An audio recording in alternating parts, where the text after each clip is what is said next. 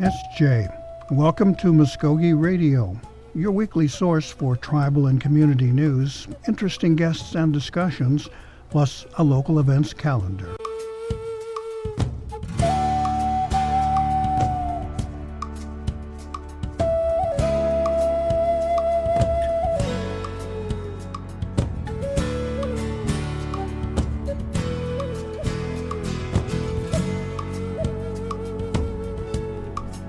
SJ, Stongo, Gary Fife, Jaho Difkidos. Welcome to Mvskoke Radio.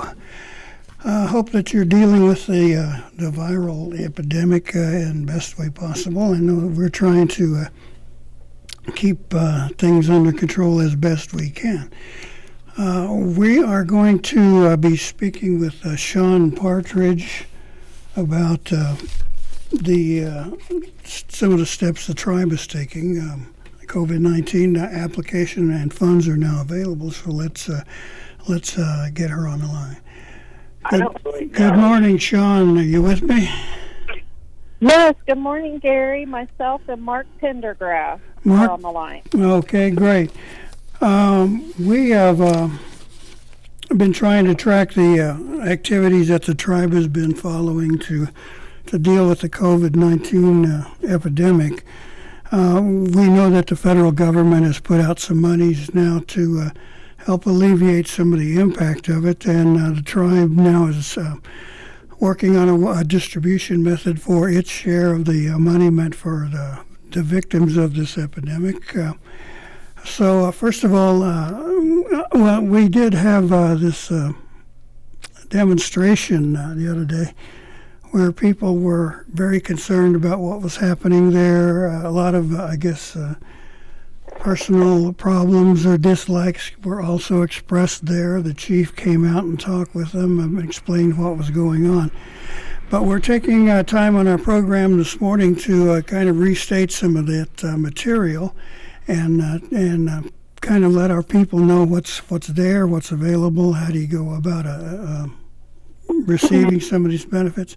So first of all, I guess maybe you could describe the package that the tribe is now working with. I understand there's a process and things like that. So let's begin there.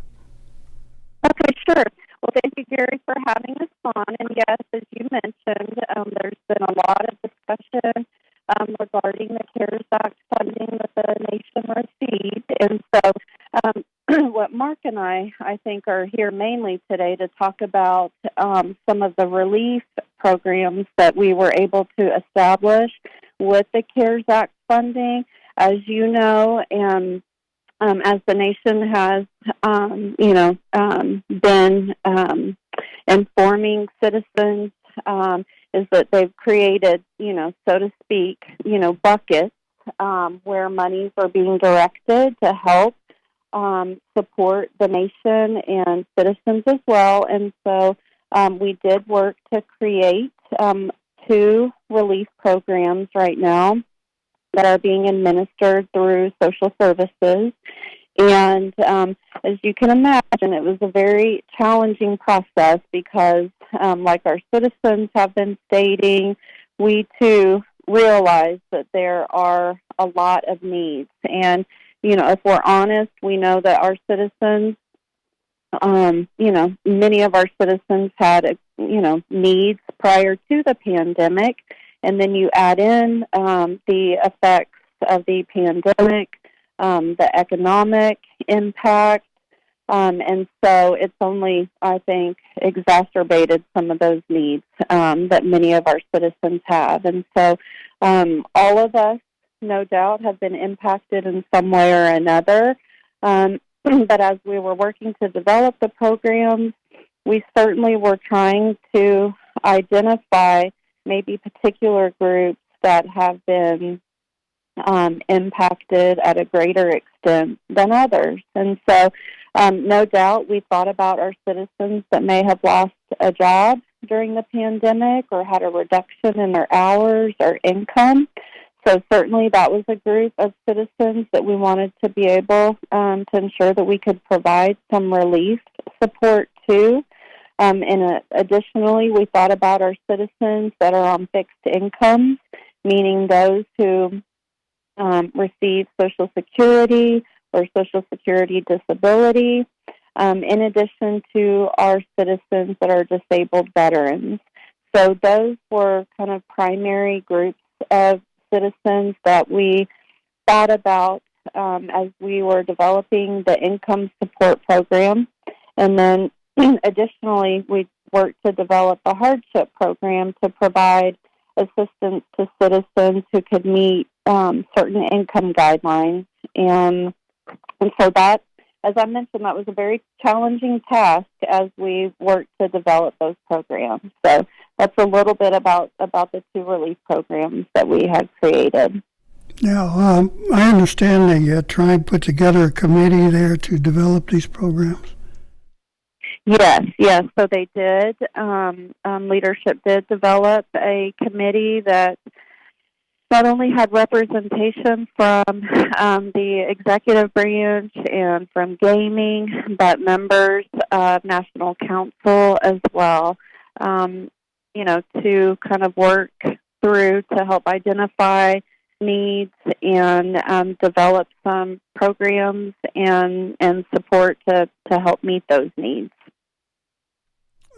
The process, I don't think could have happened overnight. Was it kind of a lengthy thing to put this together with all those considerations? Absolutely, and I'll tell you. And I, right now, I'm serving as the acting Secretary of Community and Human Services. So I was not, did not participate on those initial meetings. I think that leadership had put that team together in March, is my understanding.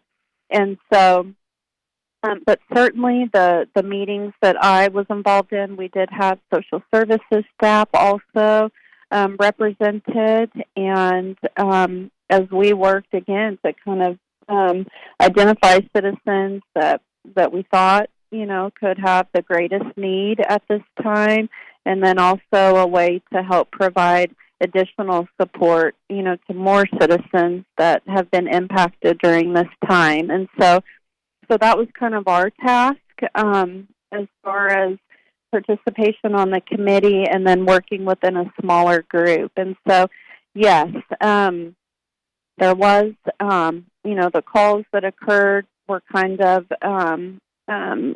established or created. The process was to kind of talk through some of these things and to work together. And then, of course, the CARES Act, the expenditure of those funds did require legislation through National Council, which was approved.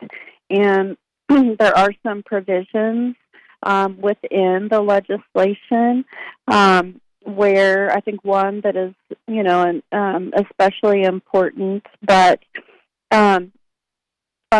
unencumbered funds can be reallocated. And so after September 15th, any of the funds that are unencumbered at that time will be reallocated upon National Council approval for further use within the nation. And so I think that's kind of an important aspect of the legislation. So let's address kind of a touchy subject here. During the recent demonstration, some of the remarks and complaints, let's call them that, were that the tribe should be using this money to help alleviate impacts of the economic fallout that weren't specifically covered. Now, this is not a payment to everyone. This is not a per capita. I understand that, of course, it's very clearly defined in what this money can and cannot do, right? Can you address that one for me? Sure, absolutely. And yes, leadership was certainly, wanted to hear, the feedback of citizens, and were present that day of the protest. And so I think what has been hard, no doubt, for citizens to understand when we see some of the different programs or assistance that other tribes are offering has no doubt made it challenging, I think, to understand kind of the process or the steps that Muskogee Creek Nation has taken. But we're not those other tribes, and we took very seriously the feedback and the guidance that was provided to us by policy experts. And so we've moved forward in that direction. And then on June 24th, of course, the Treasury did come out with some additional guidance that said, that reiterated that payments directly to citizens is allowable, but that it has to be, there has to be some type of, determination of need along with that. And so it has made it really challenging because I know that there have been, other tribes that were doing direct payments with no application. Again, we can't speak to, what will work or, for another tribe or for the decisions and steps that they have taken. But certainly, as we've worked to develop our program, have been very cautious and moving forward and making sure that we're doing so in a way that is consistent or as consistent as possible with the direction and the guidelines that the Treasury have offered, and in a way that will not be problematic for us later on. And so with the development of the application, we've tried, again, to do that in a way to be as least burdensome as possible. Of course, there are some requirements. There are some eligibility requirements, some documentation that is needed, but we're also trying to assist however possible to ensure that citizens that qualify, that they can get that assistance without, documentation being a barrier. Now, I think the key word there is qualifying. My understanding is any requests for assistance has to be COVID-19 related. There has to be some sort of connection there. Is that, in other words, people just can't perhaps go to this fund just to help pay the rent or the bills or something like that. We all know how tough it is sometimes to be in terms of an economy, but this has to qualify and have that connection with the virus. Is that correct? Absolutely. And here's the thing. As we developed that's why we kept, through our program that we wanted to target, specific populations that we feel like, have been maybe, impacted as a result of the pandemic. And so, again, those categories that I had previously talked about, no doubt, we know that there's been a significant economic impact, that there are millions of Americans that are, have lost their jobs during this time, and so that we know that we have citizens that have also been impacted in that way. So certainly those who've lost their job or who've had a reduction in their hours or income, that was a group of citizens that we wanted to prioritize for assistance. For those who qualify, what kind of amounts of funding can a citizen receive? I understand there are two categories there, or two different amounts, and who qualifies for each of those? Sure. Mark, you want to talk about that a little bit? Yeah, I can. There's two different, of course, what you stated, there's two different programs, basically. One is the income support program, which is a citizen can get $1,500 in the household if they receive Social Security or Veterans Disability or have been laid off work or had a reduction in their income due to the coronavirus pandemic. The other program is a hardship program, and that program is for citizens who have a household combined income of under 400% of the federal poverty guideline. So a family of one can receive, if they make under $51,000, they're eligible to receive that $500. Family of two is $68,000. As long as they meet under that 400% federal poverty guideline, they're eligible for that money. That's when the application comes into effect. And that's when they have to provide that documentation that shows that how they were impacted. Since Sean stated that there has to be a need related to it. So this is how we're relating that need to this. Absolutely. And another thing to add, Gary, too, to what Mark was saying, too, in order to try to simplify, we realize that our citizens that maybe receive commodities or SNAP, maybe citizens who are on TANF or receive WIC, we realize that those citizens have already met income qualifications to participate in those different programs. So those are also qualifying, their participation in those programs also qualifies them to receive the hardship assistance. And also, I just wanted to state also that $500 hardship is per citizen in the household. Mm-hmm.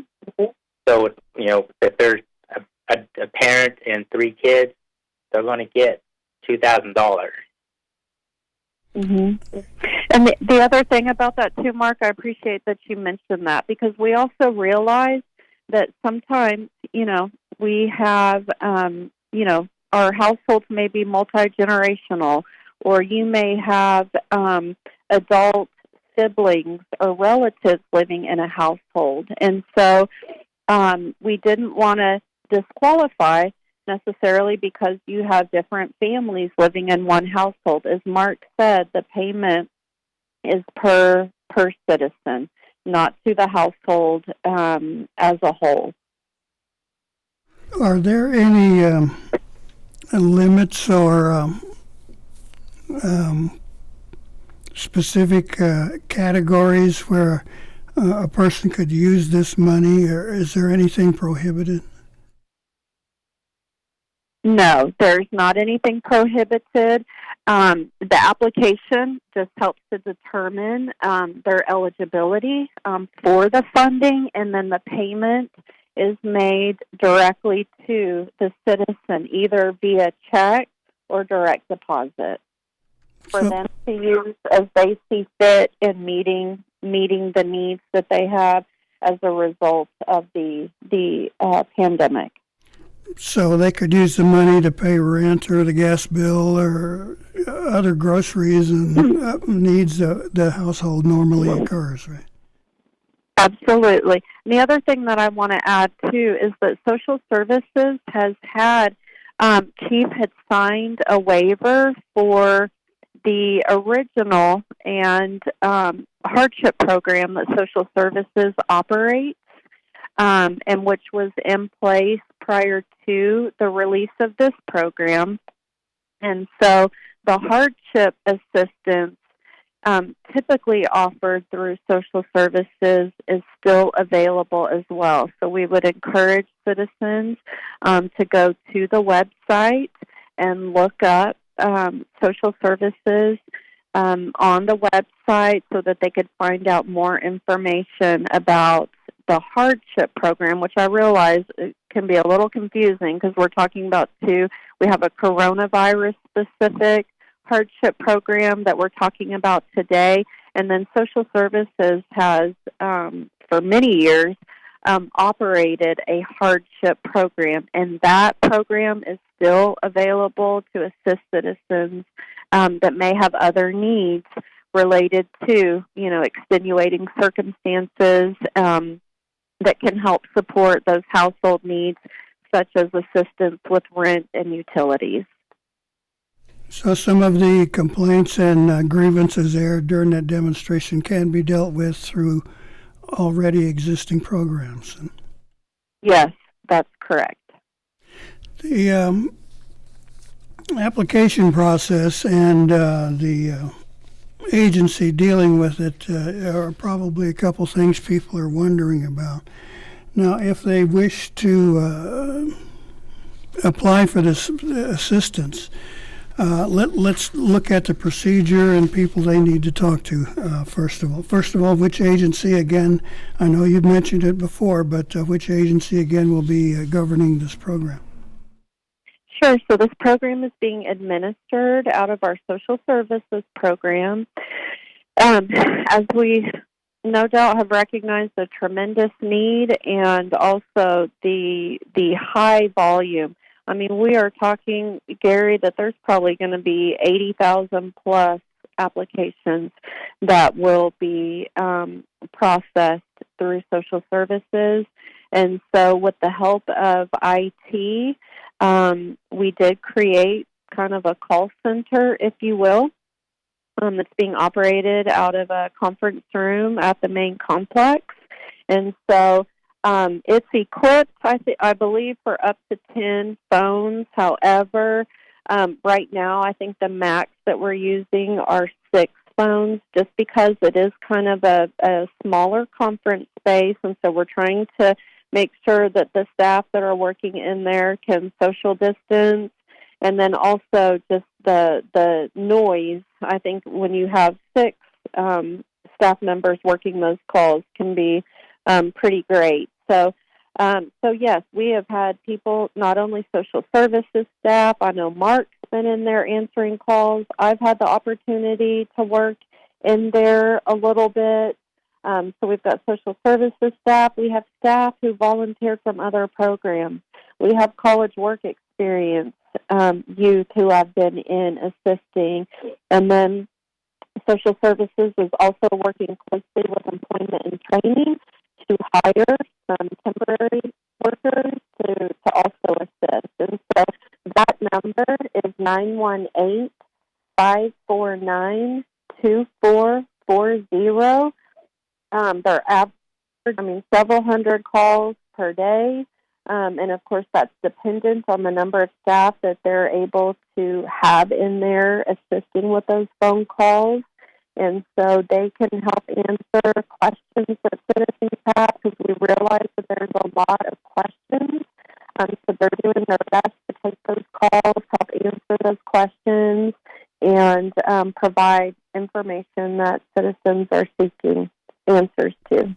Okay, your phone is breaking up there for me. Well, I'll tell you what now. If unless there's something else that you need to share with us, we can wrap this up, and I'll get out of your way here for this morning. Sure, I apologize. I am calling from home, Gary. Thank you for accommodating Mark and I. I think the main thing that we want to stress is we realize that there are a lot of needs right now. And we are doing our best. Social services, their staff are working very, very hard. So I would encourage citizens to please be patient with us. We will, in the coming weeks, be working to create some outreach opportunities so that we can help citizens, especially our elders. We're concerned about their ability to complete those applications. And one of the most important things that I'd like to stress is that it will no doubt take every single one of us to help ensure that citizens not only have access to the applications, that they have the ability to get them filled out and submitted. And so it is not only, is social services and their staff ultimately responsible for processing those applications, but we're leveraging so many departments within the nation to help us do special outreach, ensure that we can get those applications to citizens and assist them in getting them filled out. I know when I worked one after an hour or so in the call room, I took a call from a grandson, an adult grandson who was helping his grandparents get their applications filled out. And that is exactly what we want to see. Family members, community members kind of helping one another. And we will no doubt, as far as the tribe, be doing additional outreach so that we can help citizens get those applications. Of course, the current status of the virus continues to be a concern. And so as we implement those outreach efforts, we have to be really mindful of that. And so they will no doubt include drive-up opportunities for citizens, especially our elders, for us to be able to provide that assistance. And so please don't hesitate to reach out to us, provide any suggestions, because we definitely are open to those. And, we realize that this is going to be, a months-long process to ensure that we can serve as many citizens as possible. And so we do appreciate everyone's support and patience with us as we work to get this program and the support out to our citizens. Thank you, Sean, and forgive me there, your partner, Mark. Thank you. God, I'm getting old. The success of this program depends on a lot of different things, and we hope everyone will pitch in and understand that you can do only so much at some time. So I want to say 2,000 Mados for the work you're doing, and we'll keep our eye on this, and chances are we'll be speaking with you again. Thank you, Gary. Okay. We're going to take a short pause here now, and we'll be back with Mr. Williams from our Environmental Services, James Williams, and talk about their recycling event, which had been scheduled from earlier this year. So please stay with us here on Mvskoke Radio here on The Brew. Who am I? Am I Indian? Just 'cause I'm a girl from the res, don't make things up about me. What if I move away? Then who am I? Some kids try meth just to escape, but then I think about my grandma, my little brother, my beadwork, my poetry, and I think, I like who I am, and I know meth is not for me. Check out ncai.org, a message from the Partnership for a Drug-Free America and the National Congress of American Indians. Who am I? Am I native? I don't want people assuming things because I'm Indian. I just want to be me. But how do I live in two worlds? Some guys just check out by doing meth. But that ain't for me. Because I see my family, my friends, my drum making, my future. There are a lot of cool things about being who I am. And meth isn't one of them. Learn more at ncai.org, a message from the Partnership for a Drug-Free America and the National Congress of American Indians. Welcome back to Mvskoke Radio here on The Brew. Oh, excuse me. By the way, we want to say thank you to Jason Salzman, who helped arrange that interview and get us some folks who have been working on the program to come in and talk to us about it. But moving on, we've got Mr. Williams, James Williams, from Office of Environmental Services, and I have to say thank you to him for a last-minute change in his schedule this morning and joining us this morning here on Mvskoke Radio. So good morning, sir, and welcome to our program. Well, good morning, Mr. Fife, and we're glad that we will be available to you, and we're certainly glad to be on a radio station with you to promote our event. So we just thank you for allowing us to come down and spend a few minutes with you. The flyer for this recycling event, which is Thursday, tomorrow, was on my desk when I came in this morning from working from a remote status at home. I catch you. It was wonderful to say, okay, well, we had a cancellation here. Well, how am I going to fill that? And then, ta-da, there it was. There you go. Well, it worked in our favor. Thank you very much. Well, now, this is the event that was rescheduled from the normal spring date that you used, correct? Yeah, that is correct. This was actually scheduled on Earth Day, and being the 50th anniversary this year, we were looking forward to it, and we had a lot of events planned, but since the COVID came in and restricted our some of our events, we had to postpone it. And then we were going to move it back another month, then we got moved back another month, till finally we we said we just got to have a date now and get it in because it's getting hot now.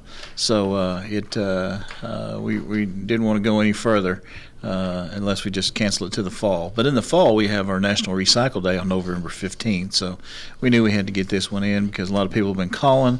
There's a lot of items out there that people want to donate to us to recycle, and we want to be good stewards of the earth, and so we're going to have this event and collect quite a few things. So it's going to be a curbside type of recycling event where you just pull up. There's a little map on the bottom of this one that shows you how to pull up, and there will be a shred truck there, e-waste, some plastic. We're taking some white goods, single tires, and so as you pull up to each pylon there, and it'll be marked what they're taking at each pylon. We'll have some gentlemen there, and they'll unload your vehicle for you, so you don't have to get out. We're practicing safe social distancing. We'll have our mask on, we'll have our gloves on, and we'll just do it that way. So we love for everybody to come out and bring something. It's going to be available to anybody. And then I brought you one of these right here, Mr. Fife, what we're also going to give out too. Oh, shucks. Yeah, it's our 50th anniversary Earth Day, and it's got the meerkat on there, and it's got our seal on the side, so on the sleeve there. So it looks pretty good. So that's a collector's item right there. Okay, you also got a frog. Is it somebody's clan? Yeah, I don't know. It's, Frog clan. Yeah, Frog clan. The virus has changed pretty much everything we do in our daily lives. Now, has it had any effect other than having your crew wearing the safety PPE? Has it made any other difference? It's made quite a difference on the things that we do daily. The new norm now is mask, gloves, sanitizer. 20 years from now, they're going to have a commercial and say, "Hey, if you use this sanitizer 20 years ago, call this attorney or something."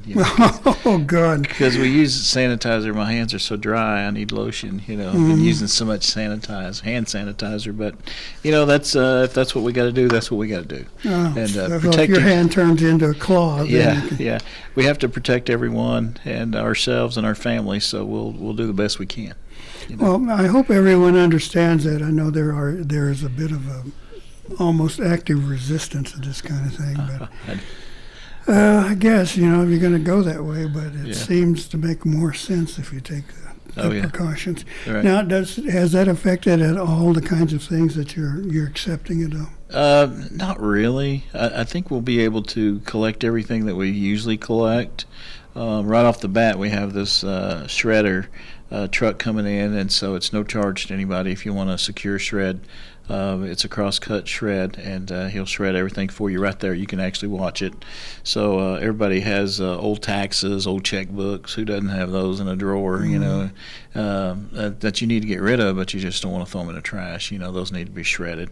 We have a lot of departments and at the Creek Nation that are going to take advantage of this. We have a lot of departments at the Creek Nation that are going to take advantage of the e-waste collection. It seems like, hey, you get something new, you get a new laptop or you get a new plotter printer, and it's out of date by the time you get it. There's something new that, I need that one, So TVs, monitors, cell phones, small appliances, other electronics just for safe and responsible recycling. We're taking just about anything that's in an office area, printers, small monitors, big monitors, TVs, but the TVs cannot have wood on it. Our vendor doesn't take anything that's got wood on it.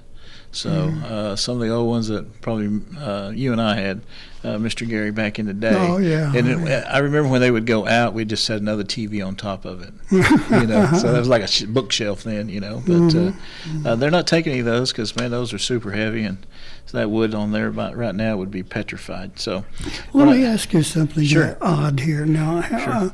you've been doing this for a number of years and have those items changed or evolved in what you've seen? I mean, you were talking about old antiques here. Yeah, yeah. And now, are they all flat screens or something like that? Has it changed? They're all just about flat screen. And those older items we call vintage. Vintage yes. items. But no, the newer stuff is all flat screen, LED, HD, high def, smart TVs, and they've got to be really cheap now because some of them throw away some stuff. Now, if we do get some big TVs at work, we ask them if they work, and some of them they work.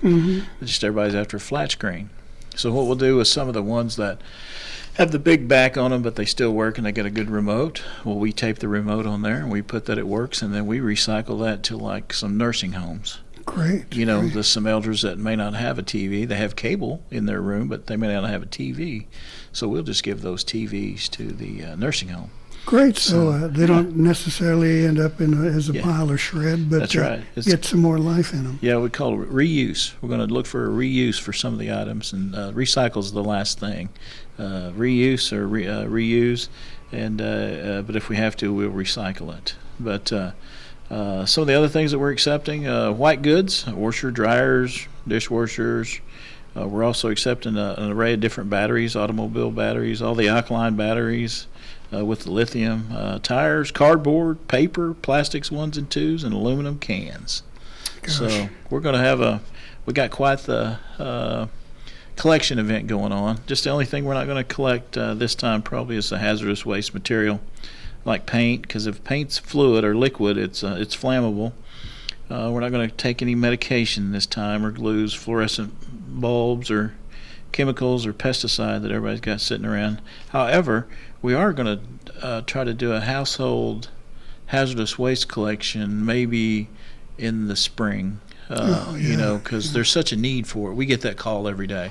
Hey, we're going to take these old pesticides, or we're going to take this old Roundup, that's been in my garage and the label's worn off, So Sure. there's a need for that everywhere. So we're going to try to hook that up maybe next year. So we're looking forward to that. So That would be like, you've got half a can of old insecticide. Yes, yeah. Some of them that we collected, we did one once before, and some of them still had the old skull and crossbones on it.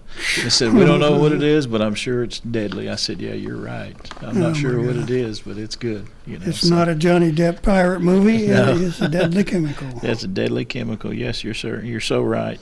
Now, the other things that you've mentioned there just, make sense, but there tend to be household items everyone's got, like blues and stuff like that. So what do you recommend people might do with that kind of thing? There is a couple places that take fluorescent bulbs. We're just not taking them this time, but they're in Tulsa. It's the bigger metropolitan areas. They have the Met, and they pretty much take all these items.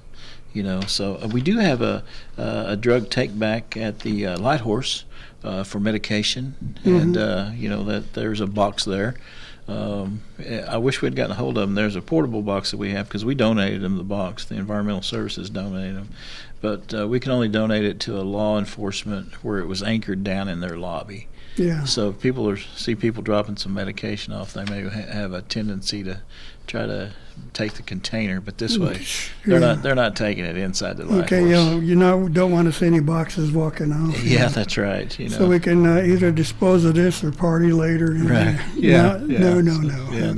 Yeah. So, but that's a good thing though. So I'm sure and they collect quite a bit of old medication. Because I take some medication and they changed, and I'm just like, hey, what do I do with this? Yeah. And the stuff I'm not going to use, And they say don't flush it. Don't flush it. It ends up back in the water system, So they can't filter it all out. So yeah.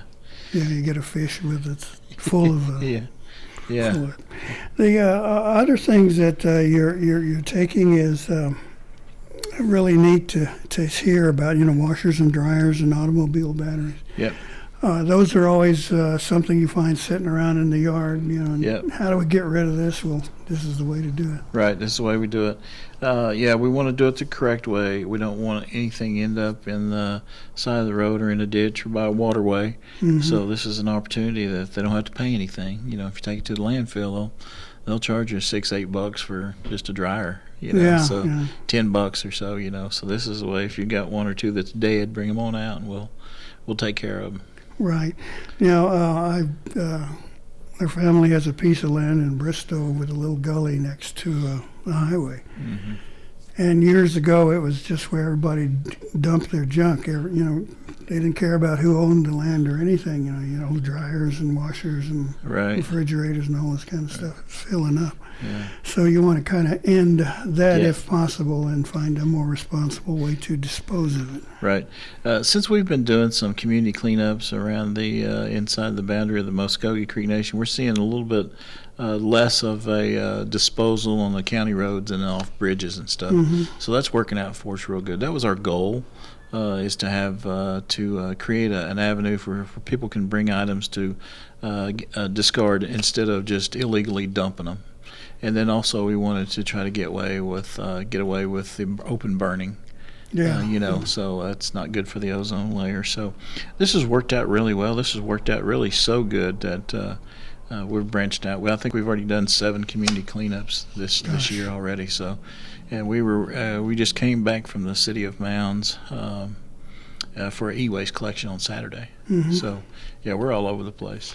Now, you mentioned connection with other governmental agencies. Now, do you work with the city of Okmulgee at all? We do. We usually when they have the pecan festival or some event downtown, we'd bring our recycling containers. Mm-hmm. And usually we've set up a 20-yard box just right over here for the vendors and whatnot because of the trash they'll collect, and in front of the cop shop? Yep.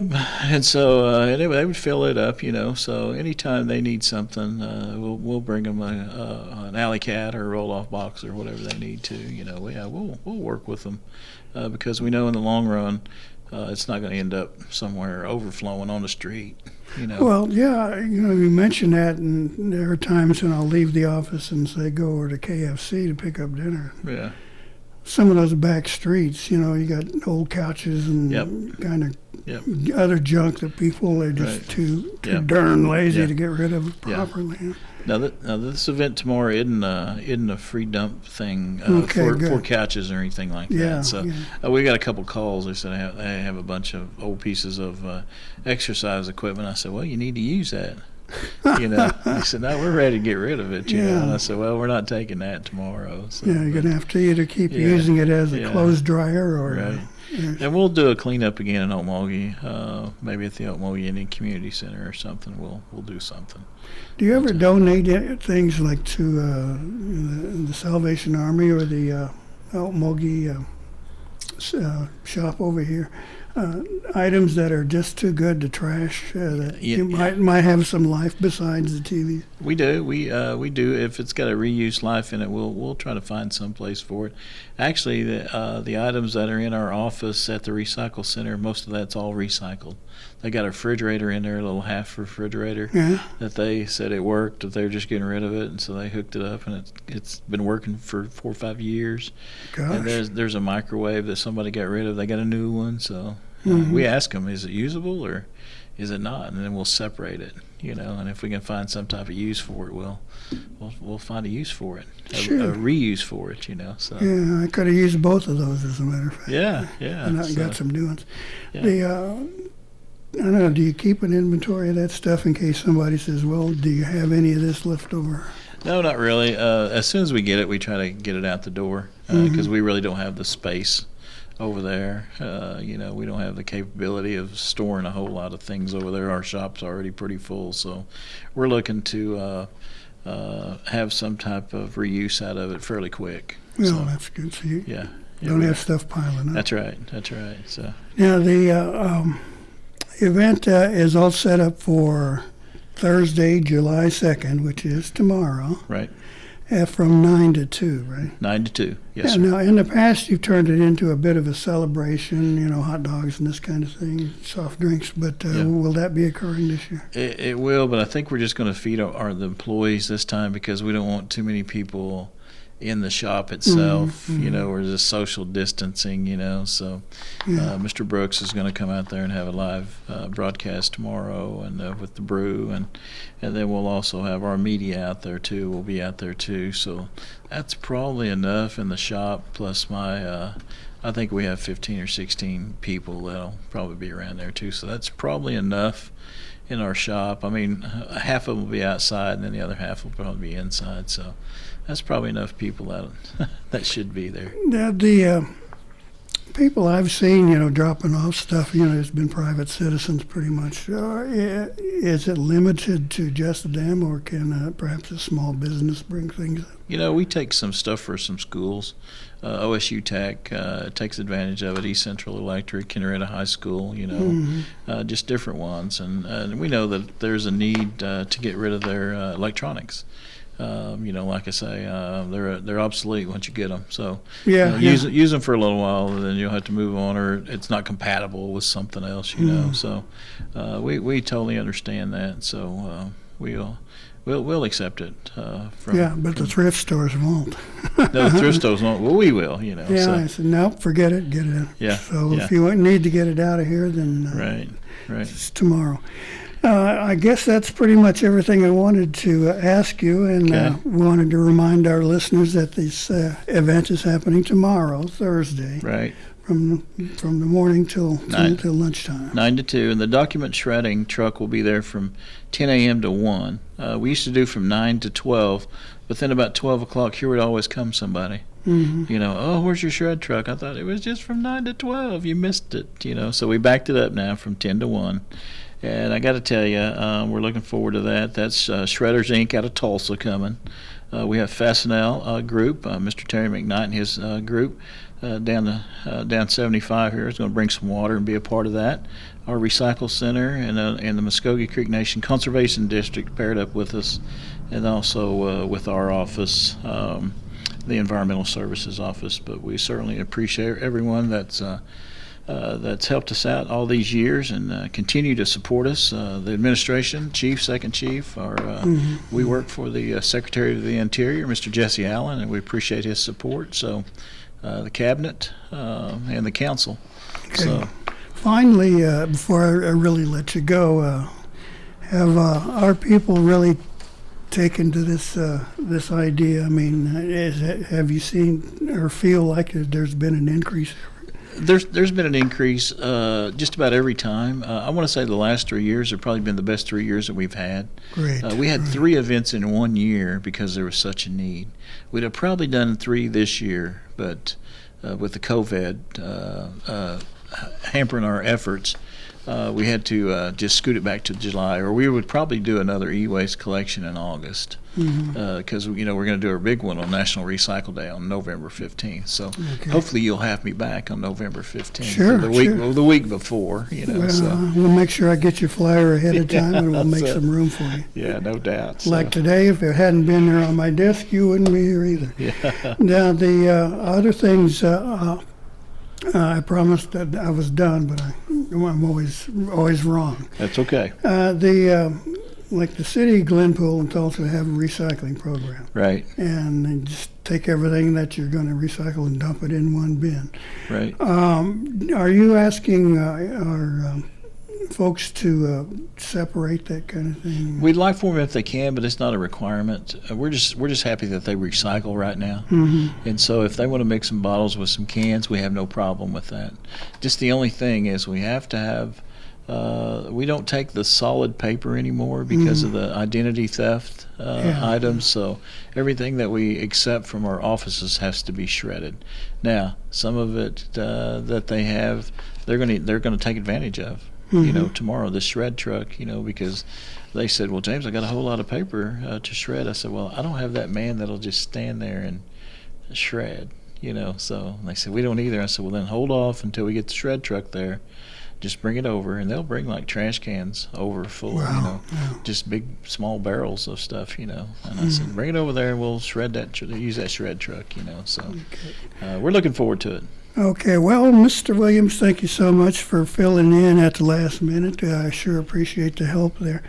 And I know we've got a few items in our garage that need to go out and drop off and see you in the morning. So I know want it. to say, but now phone number if anyone has a question. Our phone number is 918-549-2580, and that's our main office number, and you're more than welcome to call for some more information and visit with Miss Diana Price, and she'd be glad to give you all the information that she has on it. So, Okay. All right. Once again, 2,000 Meadows for your program and for joining me here this morning. all right. Thank you, Mr. Fife. All right. We'll take another short pause here and we'll be back and with some sounds from an immersion camp. So stick with us here on Mvskoke Radio. I started doing it when I was 11. I wanted to be just like my big brother. And some of my friends were already doing it.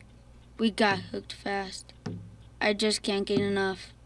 I'm Jacob, and I'm addicted to playing the drums. There's lots of stuff that makes it cool to be Native. Doing meth isn't one of them. Find something better to do. Check out ncai.org. A message from the Partnership for a Drug-Free America and the National Congress of American Indians.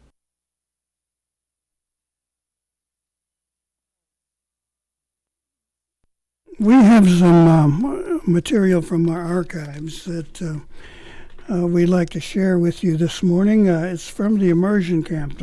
This year the camp was canceled because of the virus, but we hope that that will be reinstated and they'll get a chance to do it again in the future. But in the meantime, here's a little bit of what went on in years past. Okay, my name is Jamona Deer. I'm the manager for the Mvskoke Language Program. And you've got a number of students out here learning language and culture, some arts and crafts and things. What have you got? What's this project designed to do? What this project is designed to do is, when it comes to language, we're hoping that the youth will have an interest in continuing the language. As most people know, our language is dying out. And I always say, even if we just have a handful that's willing to learn, then we'll teach them and hope that they'll carry it on. So right now we have 12 students, and it's a lot easier to teach a few students than a huge group. So we've been able to cover not only the theme of humbleness, meekness, sharing, love, and compassion, all those kinds of things. We've been working with the students on that. We had a minister come and talk to the youth about humbleness, meekness, and those kinds of things the other night. So those are some things that we're looking at.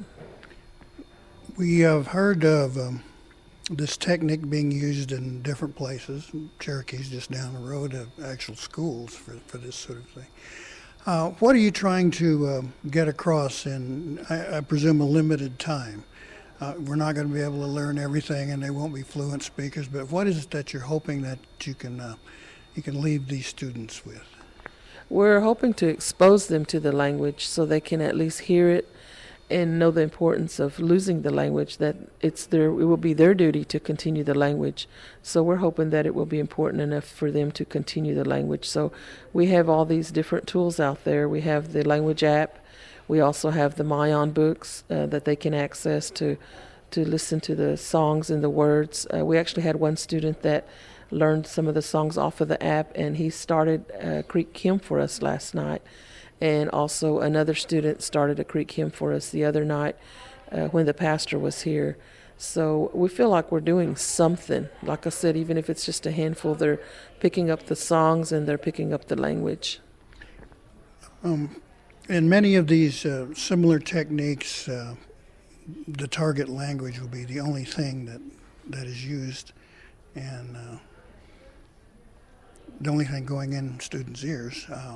That's not quite the case. You're doing an adaptation of that particular technique and combining things to facilitate the learning process. What we're doing is we're giving them a variety of learning, whether it's just speaking, or even through the crafts. We teach them how to name the objects and those kinds of things, because youth get bored pretty easy if you just go strictly language. So we've also involved music, crafts, beadwork, pottery, baskets. And as we teach them how to make those things, we also talk to them about the language and the different types of things. So we have a variety of ways of teaching. We've also done a little bit of field trips. We've taken them outside, and they've done some horseback riding, those kind of things. But we're making it to where it's trying to be fun for language, not just classroom time only. Like I said, the youth get bored pretty quick. So we've also opened them up to the language app that we have and things like that. How would you judge the skill level of these young people when they come in? I imagine there's some diversity there, but overall, how good are they, so to speak? I was really impressed with the children. Some of them came and they had already learned, they studied the dictionary. Some of them had downloaded the app and started trying to learn the songs, in which they did learn the songs. We have a couple of young men that we're really proud of. They actually can start Creek hymns, and they're teenagers. And that's very rare. And so we're really proud of these youth that are here and excited. So we'll be getting them Creek hymn books. Some of them said they didn't have any, so we have some at the office that will furnish them. And also we'll be working with Creek hymn preservation, so we'll give them some copies once we get those made so they can learn. And they did learn off of the app at their own leisure. So we're excited. Final question. When these kids depart and head back home, what is it that you're hoping they take with them? We hope that they continue to have interest in the language, and we're aware that once they get home, some of them, their parents don't speak. So we'll be providing them with CDs, and we're going to be kind of their backup, if we've give them information so they can contact us and continue to work with them as much as we can. J5, the Mahais call me Samba. I'm from Biggs. What's your reason for attending this camp? Why is it important to you? Just to know my language. I mean, I already know some, but it's good to talk with the Mahayas. They know it, and then we learn off of each other. Really? Do you converse as far as you can? Me and Daryl, we talk a lot. Usually at night, we'll talk in Creek, and and he'll teach me things, I'll teach him things. Kind of teaching, learning from each other. Why do you think projects like this are important for the Creek Nation? Because we're keeping it alive. We're keeping this tradition alive. So that's why it's important. Because if we don't learn it, then who's going to learn it for us? It starts with us. So that's why we need to learn it. And do you plan on continuing to learn in some fashion, whether it's another camp or something else? Yes, I believe learning is essential to the Mvskoke people. So, try to learn as much as I can. Why do you think this is important to the Creek Nation? What, the language camp? Yeah. Because it keeps our language alive. Not only the language, but, like Vicky, she's keeping basket making and pottery alive. So it keeps things alive. And so far, what's been your favorite part? Talking with the older people, talking Creek. It's fun. Do you understand a lot when you hear a fluent speaker talking? Depends on how fast they're talking. What about working with these other students? You mentioned your partner here, and you kind of exchange what you can there. And you're meeting kids that you've never met before and learning new skills. What about that? Well, Daryl, he comes from Hannah area, and I was kind of raised down that area, kind of Dustin area, and so I guess I've learned different dialects. Like an example would be, he says Najoma, I would say Najowa, and it just opens your eyes at the different dialects that there is. Do you plan on continuing in the future to learn the language and culture, and then when the time comes and you may have a family, pass it on? Yes. The Mahayas are our role models, because they're fluent. So I want to be just like them.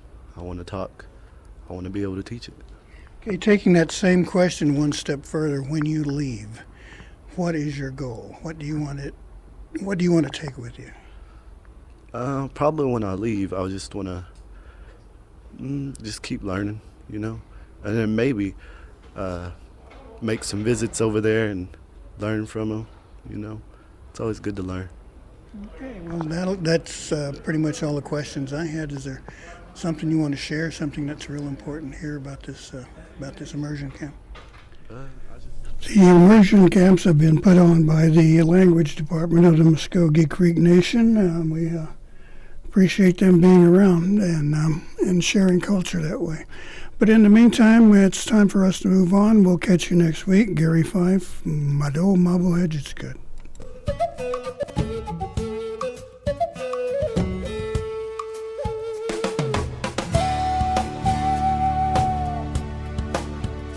You've been listening to Mvskoke Radio.